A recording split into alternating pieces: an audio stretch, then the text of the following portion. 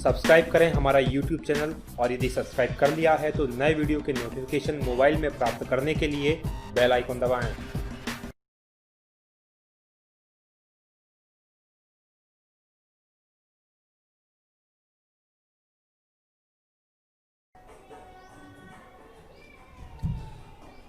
साथियों नमस्कार, बहुत स्वागत है आपका D&K एकेडमी में। मैं हूं भगवत दांगी, फाउंडर D&K एकेडमी। बात करेंगे हम भारतीय राज्य व्यवस्था के 17वें वीडियो की और यह है मौलिक अधिकारों का भाग 5। इससे पहले 4 भागों की हमने बात कर ली है। आज का जो हमारा टॉपिक है संवैधानिक उपचारों का अधिकार और रिटें यानी कि रिट्स जो जारी की जाती हैं और संवैधानिक उपचारों का जो अंतिम अधिकार मौलिक अधिकार हमें प्राप्त है उसके बारे में चर्चा करेंगे। इससे पहले वाला जो वीडियो आया था उसमें भी मैंने बताया था कि ये भाग 17 है, लेकिन वो बाय मिस्टेक भाग 17 बता दिया गया था। वो भाग 16 है और मौलिक अधिकारों का भाग 4 था, लेकिन ये भाग 5वां है और मौलिक अधिकारों का भाग 5वां भाग है और भारतीय राज्य व्यवस्था का 17वां वीडियो है। चलिए शुरू करते हैं। देखिए, बात करेंगे हम संवैधानिक उपचारों के अधिकार की। तो जो हमारा मौलिक अधिकार है उसके अंदर हमें 6 प्रकार के मूल अधिकार या मौलिक अधिकार प्राप्त किए गए हैं। उसमें जो संवैधानिक उपचारों का अधिकार है बहुत ही इम्पॉर्टेंट है। इम्पॉर्टेंट इस मायने में है क्योंकि ये जो संवैधानिक उपचारों का अधिकार है ये हमारे जो मौलिक अधिकार हैं, यदि इन अधिकारों का हनन होता है तो ये संवैधानिक उपचारों का अधिकार जो है हमें अधिकार देता है कि हम हमारे अधिकारों की, मौलिक अधिकारों की रक्षा के लिए, उनको प्राप्त करने के लिए कोर्ट में जा सकें, न्यायालय की शरण में जा सकें। और ये भी हमारा एक मौलिक अधिकार है कि हम कोर्ट के पास जाएं।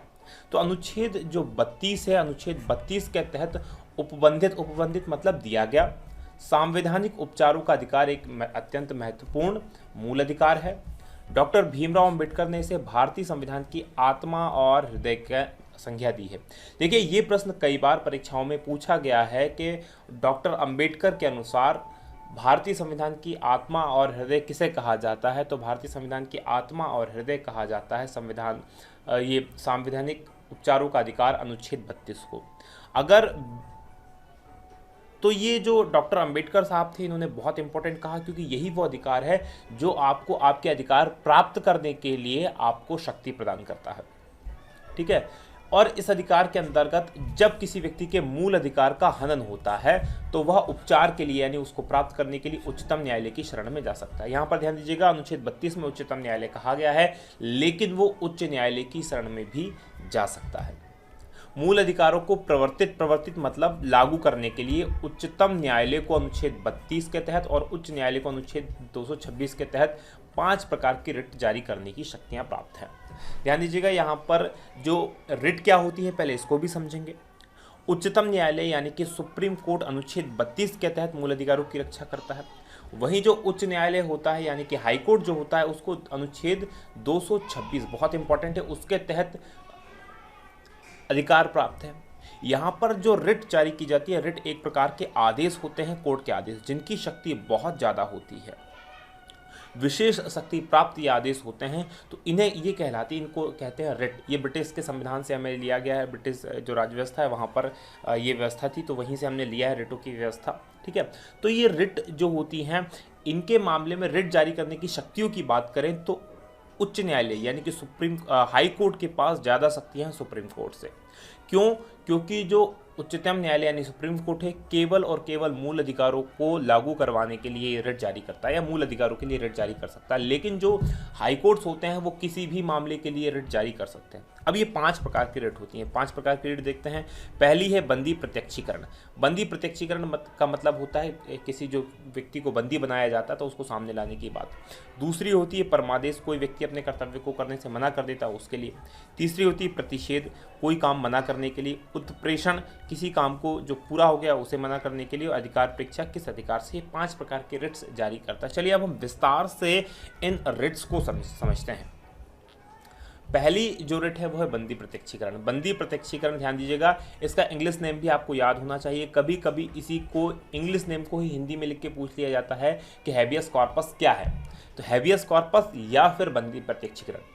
देखिए, इसका अगर शाब्दिक अर्थ की बात करें तो इसका शाब्दिक अर्थ होता है शरीर को प्रस्तुत किया जाए। बंदी प्रत्यक्षीकरण या हैबियस कॉर्पस का मतलब होता है शरीर को प्रस्तुत किया जाए। यह जो रिट होती है ये ऐसे व्यक्ति या प्राधिकारी, प्राधिकारी मतलब सरकार का अधिकारी है, सरकार का कोई ऑफिस है या कोई प्राइवेट व्यक्ति भी हो सकता है, उसके विरुद्ध जारी की जाती है। तो ये प्रश्न बन सकता है कि बंदी प्रत्यक्षीकरण रिट किसके विरुद्ध जारी की जाती है? तो व्यक्ति के विरुद्ध भी जारी की जा सकती है और सरकार के प्राधिकारी के विरुद्ध भी जारी की जा सकती है। कब की जाती है? जिसने किसी व्यक्ति को अवैध रूप से निरुद्ध किया हुआ होता है, मतलब किसी व्यक्ति को गिरफ्तार किया गया है अवैध रूप से। अब उस गिरफ्तार किया गया है, यदि कोई उसके लिए कोर्ट जाता है तो कोर्ट कहता है कि उस व्यक्ति को हमारे पास लाओ, यानी उस मामले को हमारे पास लाओ, हम देखेंगे कि उस व्यक्ति को गिरफ्तार किया जाना उचित है या अनुचित। यदि उचित होगा तो गिरफ्तारी जारी रहेगी, यदि अनुचित होगा तो संबंधित को रिहा कर दिया जाएगा। तो ये होता है हैबियस कॉर्पस या बंदी प्रत्यक्षीकरण। इसमें एक बात बहुत इंपॉर्टेंट होती है कि जरूरी नहीं जिस व्यक्ति को गिरफ्तार किया गया है वही उसके लिए आवेदन करे, उसके बिहाफ पर कोई भी आवेदन कर सकता है। और उस व्यक्ति को जिसको गिरफ्तार किया गया है उसको कोर्ट में सशरीर उपस्थित होना भी आवश्यक नहीं, बिना उसके उपस्थित हुए भी उसके मामले की सुनवाई कोर्ट कर सकता है और आदेश जारी कर सकता है। तो ये दो इंपॉर्टेंट चीज़ें हैं इसके बारे में। अगला जो है परमादेश, परमादेश या मैंडमस, इसका जो शाब्दिक अर्थ होता है हम आदेश देते हैं। इसके तहत जो न्यायालय क्या करता है, किसी व्यक्ति, ध्यान दीजिएगा ये किस किस के विरुद्ध लाई जा सकती है? व्यक्ति के विरुद्ध, दूसरा लोक प्राधिकारी के विरुद्ध, तीसरा अधीनस्थ न्यायालय के विरुद्ध, चौथा सरकार या निगम के विरुद्ध। यानी किसी भी व्यक्ति के खिलाफ, किसी भी लोक प्राधिकारी के खिलाफ, किसी अधीनस्थ न्यायालय के खिलाफ, किसी सरकार या निगम के खिलाफ इसको लाया जा सकता है। ये उनके विधिक, सांविधिक या लोक कर्तव्य को करने या अवैध रूप से न करने का आदेश देता है। ये क्या कहता है कि यदि आपका कोई लोक कर्तव्य है, जनता के प्रति आपका कोई काम करना है आपको, और यदि आप उसको नहीं कर रहे हैं तो ये कहेगा कि भाई आप उस काम को करें। या कोई आपका काम नहीं करता है, आप या कोई आपका काम करने का नहीं है और आप उसे अवैध रूप से कर रहे हैं तो ये मना करेगा कि आप इस काम को ना करें। इस रिट का प्रयोग ऐसे अधिकारी को आदेश देने के लिए किया जाता है जो सार्वजनिक कर्तव्यों को करने से इनकार या उपेक्षा करता है, तो ये उसके खिलाफ जारी किया जाता है परमादेश या मैंडमस। बहुत इंपॉर्टेंट रिट है। तीसरी जो रिट है वो है प्रतिषेध या प्रोहिबिशन। देखिए प्रोहिबिशन का मतलब होता है मना करना, डिनाई करना पूरी तरह से, ठीक है। ये निषेधाज्ञा की भांति है। यह रिट जो होते हैं वरिष्ठ न्यायालय द्वारा अधीनस्थ न्यायालयों और अर्ध न्यायिक अधिकरणों के विरुद्ध जारी की जाती है। ध्यान दीजिएगा ये दो के विरुद्ध जारी की जाती है। पहला अधीनस्थ न्यायालय, जैसे अगर हाई कोर्ट जारी कर रहा है, सुप्रीम कोर्ट जारी कर रहा है तो वो हाई कोर्ट के लिए जारी करेगा। हाई कोर्ट जारी कर रहा है तो वो सेशन कोर्ट या जो जिला कोर्ट जो होते हैं उनके लिए जारी करेगा। या अर्ध न्यायिक अधिकरण, अर्ध न्यायिक अधिकरण ये होते हैं कि बहुत सारे ऐसे होते हैं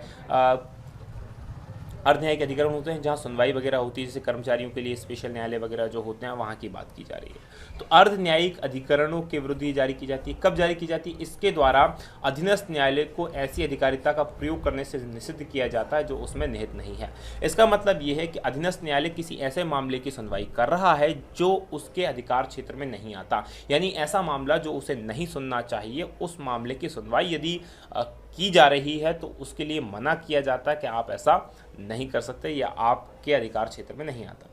ध्यातव्य है कि यह रिट सिर्फ न्यायिक या अर्ध न्यायिक कृत्यों के विरुद्ध जारी की जाती है। यह रिट सिर्फ उसी स्थिति में जारी की जा सकती है जबकि कार्यवाही किसी न्यायालय अधिकरण के समक्ष लंबित। तो ध्यान दीजिएगा ये रिट तब जारी की जाती है जब कोई मामला चल रहा होता है, जब कोई केस चल रहा होता है उस समय ये जारी की जाती है। यदि केस पूरा हो गया तो फिर ये रिट जारी नहीं की जाती। और केवल किसके विरुद्ध? अधीनस्थ न्यायालयों और अर्ध न्यायिक अधिकरणों के विरुद्ध न्यायिक और अर्ध न्यायिक कृत्यों के लिए, यानी कि जिनमें न्याय जो जिसमें न्याय का मामला हो, जिसमें कोर्ट में केस चल रहा हो, उसके लिए ये जारी की जाती है। वहीं अगली रिट की बात करें तो अगली रिट है उत्प्रेषण। उत्प्रेषण या सेट्यूटरी।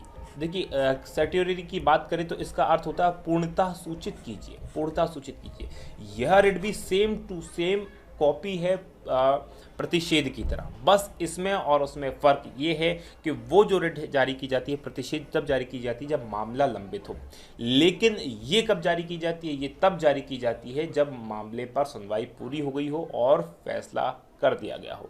ध्यान दीजिएगा ये रिट अधीनस्थ न्यायालयों या अर्ध न्यायिक कार्य करने वाले निकायों के विरुद्ध जारी की जाती है। इसके द्वारा अधीनस्थ न्यायालय को को अपने समक्ष के मामलों को वरिष्ठ न्यायालय को भेजने का निर्देश दिया जाता है। तो सेम टू सेम में कोई अंतर नहीं, सिर्फ अंतर इतना है कि ये उत्प्रेषण तब जारी की जाती है जब मामले की में सुनवाई पूरी हो चुकी हो, मामला पूरा हो गया हो, और वो तब जारी की जाती है जब मामला लंबित हो यानी कि चल रहा हो।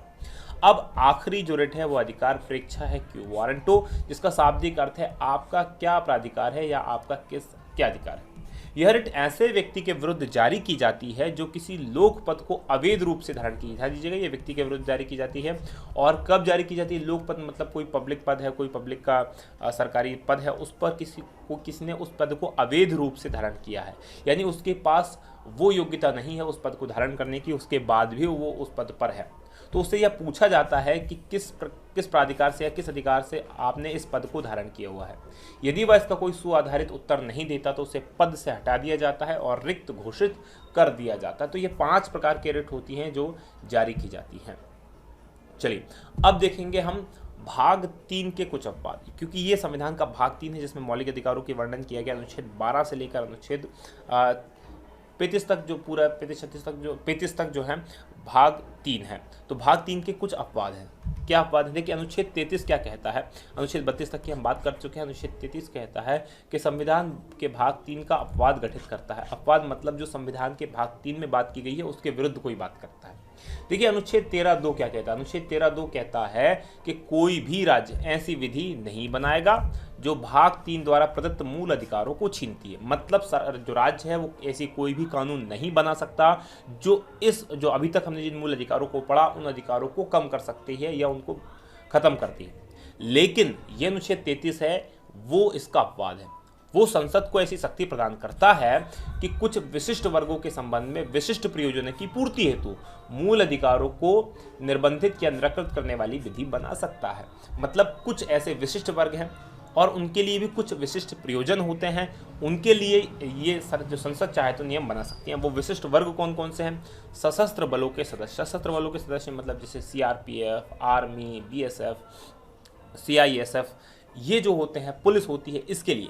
क्यों? ध्यान दीजिएगा, जैसे कि हमें एक अधिकार है, जैसे हमने पहले पढ़ा, हमें अधिकार है भाई प्रदर्शन करने का अधिकार है, धरने का अधिकार है। लेकिन अगर ये अधिकार पुलिस को मिल जाए तो क्या होगा?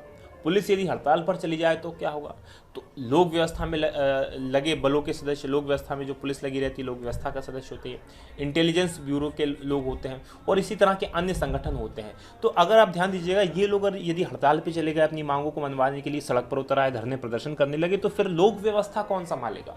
तो इसीलिए इन लोगों को ये अधिकार नहीं दिए जाते। तो इनके लिए इस प्रकार स्पेशल विधि बनाई जाती है।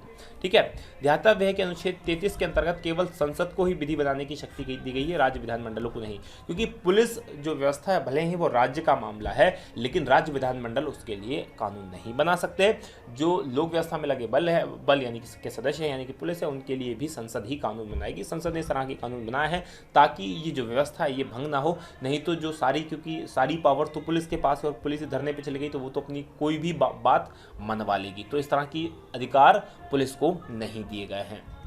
चलिए इसी तरह से बात करते हैं, जब सेना विधि लागू हो तो कुछ एक स्पेशल व्यवस्था बनती है। तो अनुच्छेद 34 कहता है कि भारत के किसी राज्य क्षेत्र में सेना विधि लागू होने पर यदि किसी सरकारी कर्मचारी या प्राइवेट व्यक्ति ने, ध्यान दीजिएगा दोनों की बात कर रहे हैं, व्यवस्था बनाने के लिए कोई कार्य किया है, मालूम पड़ा किसी क्षेत्र के अंदर सेना विधि लागू है, ठीक है, मार्शल लॉ जिसे हम कहते हैं वो लागू है, वहाँ पर कोई सरकारी कर्मचारी है, कोई प्राइवेट व्यक्ति है, उसने कोई व्यवस्था बनाने के लिए कोई काम किया, तो उसने जो काम किया है उसके कार्य को विधिमान्य करने के लिए संसद को विधि बनाने की शक्ति के बारे में है। यानी उसने जो कार्य किया है उससे संभवतः हो सकता है कुछ लोगों के मूल अधिकारों का उल्लंघन हुआ हो, लेकिन उसने वो कार्य किया है व्यवस्था बनाने के लिए ताकि बहुत ज़्यादा प्रॉब्लम्स ना हो। तो उसका जो कार्य है उसे कानून सम्मत करने के लिए, विधि मान्य करने के लिए संसद क्या कर सकती है? कानून बना सकती है, विधि बना सकती है। अब बात करते हैं अनुच्छेद 35 की। तो संसद की विधि बनाने की शक्ति के बारे में ये है, इसके अंतर्गत संसद से यह अपेक्षा की गई है कि वह उन कार्यों के लिए जिन्हें भाग 3 के अंतर्गत अपराध घोषित किया गया है। देखिए अनुच्छेद 17, अनुच्छेद 23 के अंदर दो चीज़ों को अपराध घोषित किया गया है। अनुच्छेद 17 में बात जो की गई है वो की गई है अस्पष्टता की, और अनुच्छेद 23 के अंदर बात की गई है बालकों को कारखानों में काम करने के लिए। तो उसमें दंड भेद करने की बात की गई कि इनके लिए दंड की व्यवस्था की जा सकती है। तो स्पष्ट किया गया है कि इसके लिए और इसके अलावा 16(3) में भी कुछ बात की गई है, 32(3) में बात की गई, 33 और 34 के अंतर्गत जो विषय हैं उनके ऊपर, और भाग 3 के अधीन अपराध घोषित किया गया, जिन चीज़ों को भाग 3 में अपराध कहा गया कि ये अपराध होंगे तो उनके लिए दंड भेद करने के लिए जो विधि यानी कि कानून बनाने की शक्ति होगी वो संसद को होगी। इसमें राज्य विधानमंडल कानून नहीं बना सकते। मतलब भाग 3 के अंदर जहाँ जहाँ भी ये कहा गया है कि भाई ये काम करना दंडनीय होगा, अपराध है, तो अपराध के लिए दंड होगा, तो वो दंड के लिए कानून कौन बनाएगा? संसद बनाएगी। उसके लिए राज्य विधानमंडल कानून नहीं बना सकते। तो ये बात की गई है अनुच्छेद 35 के तहत। तो ये हमारा आखिरी भाग था मौलिक अधिकारों का। आशा है आपको ये भाग पसंद आया हो। यदि आपको ये भाग पसंद आया है तो इसे लाइक करें, शेयर करें और हमें कमेंट करके ज़रूर बताएं कि आपको ये कैसा लगा। इसके अलावा हम आपके लिए यहाँ पर और वीडियो डाल रहे हैं। यदि आपने हमारे चैनल को अभी तक सब्सक्राइब नहीं किया है तो इस चैनल को आप सब्सक्राइब कर लें। आप देख रहे थे DNK अकेडमी, जो है नंबर 1 GK चैनल। आज की बात हम यहीं समाप्त करेंगे। बहुत बहुत धन्यवाद। जय हिंद, जय भारत।